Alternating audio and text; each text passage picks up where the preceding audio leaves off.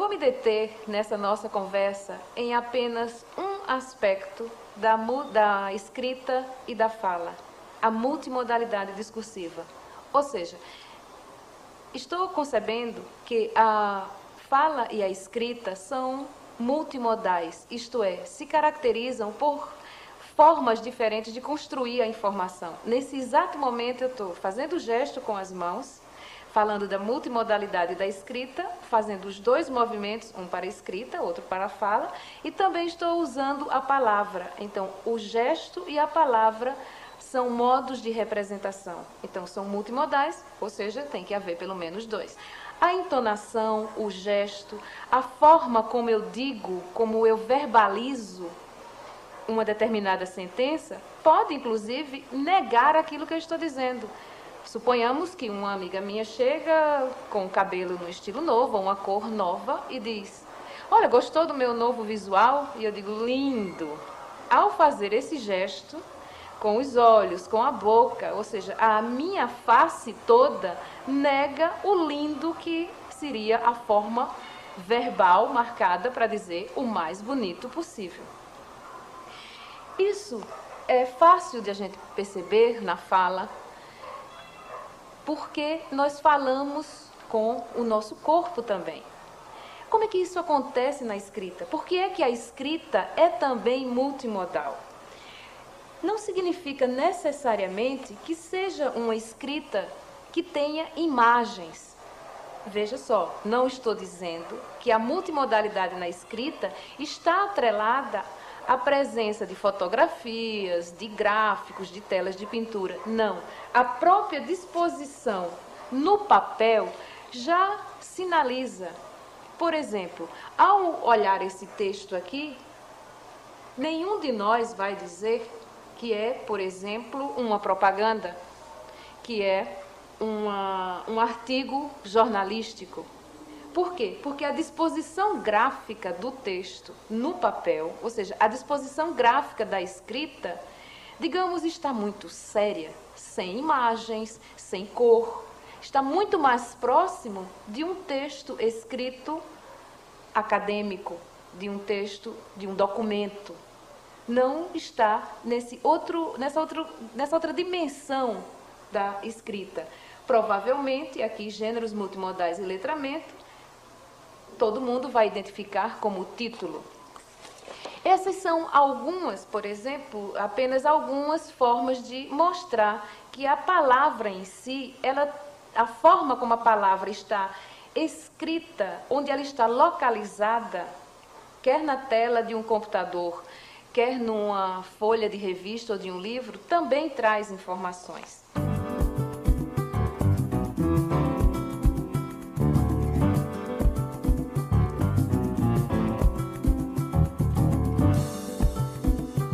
Observando essa imagem aqui, mesmo sem conhecermos a língua na qual esse texto está escrito, algumas características apresentadas aqui faz com que a gente diga: esse provavelmente é um texto que vem no computador, que vem pela internet. Por quê? O endereço aqui, .com, já sinaliza que não é um texto que veio nem pelo jornal impresso, nem pelos correios, por exemplo, veio por uma outra forma.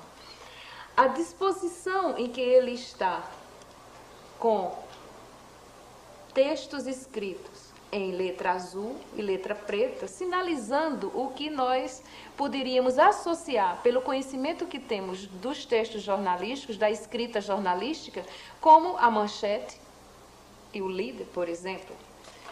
Mas essa disposição gráfica, ela tem uma natureza argumentativa, porque tudo que está nesse meu texto agora, associado à imagem, o fato de eu estar com esse lápis na mão, por exemplo, sinaliza, de uma certa forma, a minha profissão. Professora, fosse um médico, certamente não seria essa caneta que aqui está, não é? O que acontece? Ao fazer isso, eu estou sempre associando aos traços da modalidade na qual eu estou me expressando. Veja que agora mesmo eu fiz uma certa pausa no que estava dizendo. E esta pausa entre uma palavra e outra, tem uma função argumentativa que é, olha, você que está me ouvindo aí do outro lado, o que eu estou dizendo merece atenção. Essa natureza argumentativa também está na escrita, no traço multimodal, em risco de extinção. Olhando essa página dupla de uma revista de divulgação científica brasileira, chama a atenção, obviamente, a fotografia belíssima do animal. Mas observemos como foi construído ou disposto graficamente o título. Em risco de extinção é apresentado num declive, decaindo as letras à medida em que sinaliza a morte dos animais. Então tem uma força argumentativa muito forte isso aí. A palavra extinção, que é a palavra de maior peso para a reportagem, é também a palavra que visualmente tem maior peso, porque ela está escrita numa forma preenchida, mais densamente marcada do ponto de vista gráfico.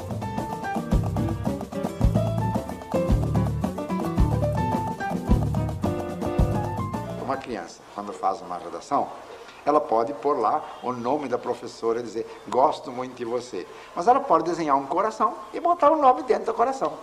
E parece que gosta muito mais. Olha, e tem um texto interessante que foi produzido pelas crianças para celebrar o Dia dos Professores. E tem um cartão aqui, por exemplo. Eu, no caso, amo você. Né? A simbologia do coração. Só que dentro do coração está escrito, a amizade é o começo de tudo. Então tem cores aqui, ela mescla várias informações de gêneros escritos na capa desse cartão, porque o cartão continua, tem toda a informação escrita aqui do lado. Agora, um traço interessante é que houve um reforço de quanto a criança gosta da professora. Olha, Marcos, o que acontece? Ela escreveu e foi abrindo aqui umas janelinhas, P, A, I, X, A, O, paixão. Então, a ideia do amor, do carinho, a criança criou na escrita, não só pelo desenho do coração, pelo uso da palavra mesmo, a amizade é o começo de tudo, e também o reforço, isso você falava, o reforço argumentativo da repetição na escrita pelos recursos diferentes. Pela criação da palavra nessa perspectiva vertical, que não é um traço característico da nossa escrita, escrever de cima para baixo. Muito interessante essa produção aqui.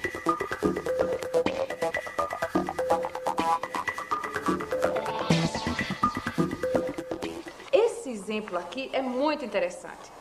Isso é uma página dupla de uma revista de divulgação científica. O que acontece? Numa primeira olhada você diz, uma fotografia de uma estante, cheia de livros, e livros bastante usados, tem alguns com o dorso já gasto. Só que, pela situacionalidade, nós sabemos que, se está numa revista de divulgação científica, 2 páginas com uma única fotografia, sem uma informação escrita que fizesse uma ligação com a página anterior ou com a página seguinte, algo parece estranho. Nós desconfiamos. Olhando de novo, observa-se que está inserido na seção supernova. Já contextualiza. É uma notícia. Nova é sempre usado nesse sentido como notícia, algo que vai ser dado. O que acontece aqui? Começa-se a ler no dorso desse livro. E aqui tem Biblioteca Básica, História das Ideias. Quando se vai lendo o dorso do livro, vai se observando que isso aqui é o texto. É o texto inteiro, não há parágrafos, não há um espaço em branco de um parágrafo para outro, não há o adentramento que nós estamos acostumados a ver. Por isso que eu digo que há uma necessidade de se repensar como ler na sociedade contemporânea. Porque, ao chegar no final desse primeiro dorso, continuar a leitura do livro exige que eu vire a página, modifique a posição da revista e comece a ler agora de cima para baixo e da direita para a esquerda. Processo inverso ao qual nós estamos acostumados a ler na sociedade ocidental. Esse é um processo mais da sociedade oriental, de leitura. E o dorso dos livros são os espaços dos nossos velhos e conhecidos parágrafos. Aqui estão as informações, aqui está o desenvolvimento do texto. E, às vezes, o lugar que é reservado ao autor do livro, como no caso aqui Aristóteles, é também um lugar para o início da oração, da primeira oração do parágrafo, como, por exemplo, Aristóteles foi discípulo de Platão, mas não concordava com... Então, a gente observa que a escola precisa estar atenta para as inovações tecnológicas que afetam, sem nenhuma carga semântica negativa, ou afetam, a fala e a escrita.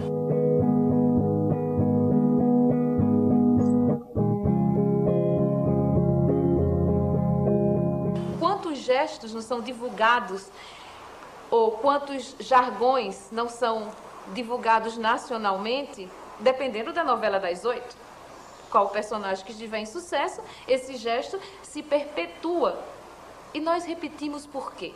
O que é que você acha? Não, mas isso mostra claramente que tanto a fala como a escrita são formas históricas de manifestação e que vão assimilando todos os desenvolvimentos tecnológicos, etc., ao longo da história. Então, por exemplo, aqui é um caso bastante interessante que mostra que a nossa escrita atualmente está ficando cada vez menos alfabética e cada vez mais envolvendo outras formas simbólicas. Se a gente, por exemplo, entra no computador, uma tela do computador ou Windows, o que a gente mais tem ali são ícones, tem pouca coisa escrita realmente. A gente segue tudo por pequenos ícones, mas aquilo são formas de escrita. É que nós imaginamos que a escrita, quando se fala em escrita, se fala essencialmente em escrita alfabética. Se nós fôssemos olhar hoje a escrita, essas escritas todas que você está mostrando aqui, qualquer coisa que você veja, uma página como esta, muita coisa do que está aqui não é alfabética. Não tem elementos alfabéticos. Inclusive, nós temos, por exemplo, números, temos sinais de mais, de menos, temos uma série de outras coisas. Isso não é do alfabeto. O alfabeto são letras. Então, a nossa escrita está permeada de outras formas simbólicas que representam também, constroem sentidos, etc. Isso é interessante, não é de hoje também, não é? Porque, por exemplo, na Idade Média, as igrejas eram verdadeiros livros didáticos para construir a história da religião. Todos pelos desenhos que você encontra. Ainda hoje você tem em determinadas religiões, nas igrejas, a própria narração de determinados fatos em formas de imagens. Há até o culto a essas imagens, a essas estações religiosas, como um livro didático